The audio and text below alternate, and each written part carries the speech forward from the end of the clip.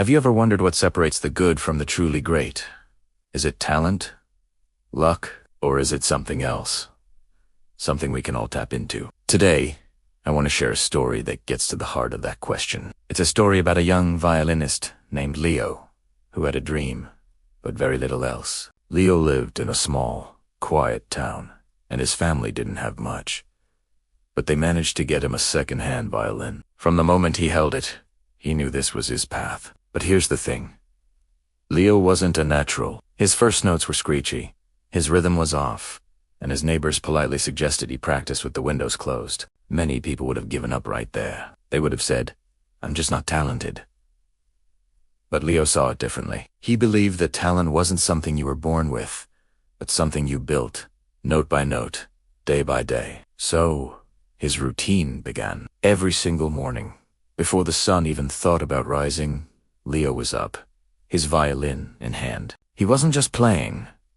He was dissecting the music. He would play a single, difficult passage over and over, hundreds of times, until his fingers moved on their own, until the music flowed not from his mind, but from his soul. He'd record himself, listen back with a critical ear, and identify every tiny flaw. His fingers developed calluses, his shoulders ached, but his spirit never wavered. While his friends were out playing, Leo was in his room, locked in a duel with his own limitations. He started seeking out feedback. He played for the local music teacher, who was brutally honest. He played for anyone who would listen. He didn't crave praise.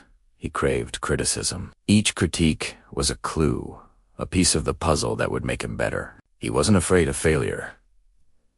In fact, he welcomed it. He knew that every mistake was a lesson. Every failed attempt, a step forward. He'd spend hours on the most basic exercises scales, arpeggios, things many advanced players skip. But Leo understood that a skyscraper can only be as tall as its foundation is strong. He was building his foundation, brick by painstaking brick. Giars passed. The screeching sounds turned into melodies. The clumsy fingerings became fluid and graceful. The boy who was once told to close his windows started to draw small crowds who would gather outside. Justo Lisa. His dedication became legendary in his small town.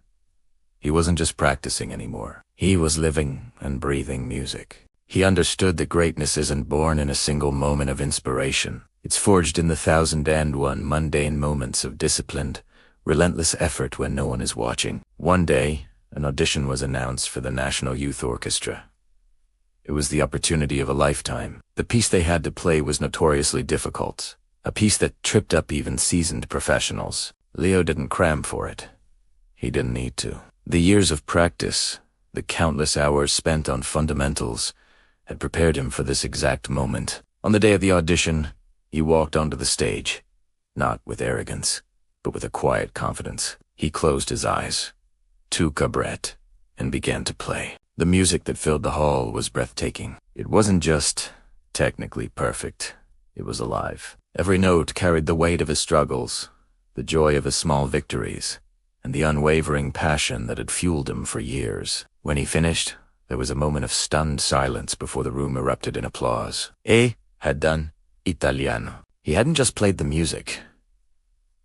He had become the music. Leo's story isn't just about playing the violin. It's a powerful reminder for all of us. Whatever your dream is, starting a business, learning a skill, changing your life, the path is the same. It's about showing up when you don't feel like it. It's about embracing the struggle and finding joy in the process of getting better, one tiny step at a time. It's about understanding that the real magic isn't in the destination, but in the relentless, passionate, and beautiful journey of practice. So, what's your violin? What's that one thing you're willing to pour your heart and soul into? Let me know in the comments below. Thank you so much for watching. If this story resonated with you, please give this video a like and subscribe for more content that inspires. See you next time.